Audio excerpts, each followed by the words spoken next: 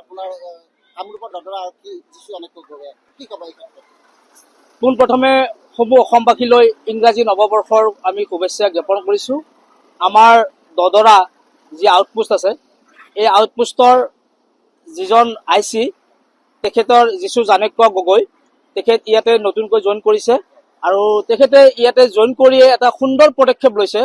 আমিনগাঁৱৰ পৰা হাজোলৈ যি এই পথছোৱা আছে, এই পথছোৱা বহুত ঠেক আৰু ইয়াৰ ফলত আৰু ইয়াতে বহুত যান বাহন এই পথছোৱাৰে অহা যোৱা কৰে আৰু বিভিন্ন সময়ত বিগত বছৰবিলাকত এই পথছোৱাত বিভিন্ন দুৰ্ঘটনাত সংঘটিত হৈ বিভিন্ন লোকৰ প্ৰাণহানি হোৱাৰ লগতে গোটেই জীৱনটো ধুনীয়া হৈছে আৰু বহুত পৰিয়াললৈকে শোকৰ অমানিশা নামি আহিছে।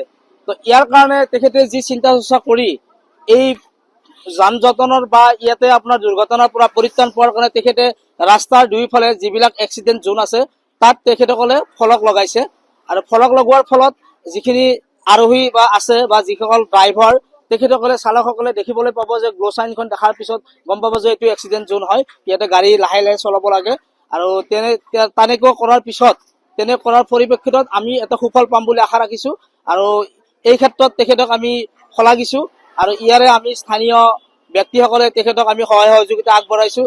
বিশেষকৈ আমাৰ ৰূপজ্যোতি বৈশ্য শিঙিমাৰী তেওঁ আছে আৰু বিভিন্নজন আছে, ময়ো এজন সামাজিক ব্যক্তি, মোৰ নাম নৱ বৈশ্য। আমি আটাই লগ লাগি এই পদক্ষেপত আমি অংশগ্ৰহণ কৰিছোঁ। ধন্যবাদ। যিকোনো খবৰৰ বাবে যোগাযোগ কৰক আমাৰ এই নম্বৰত 9181 307 221।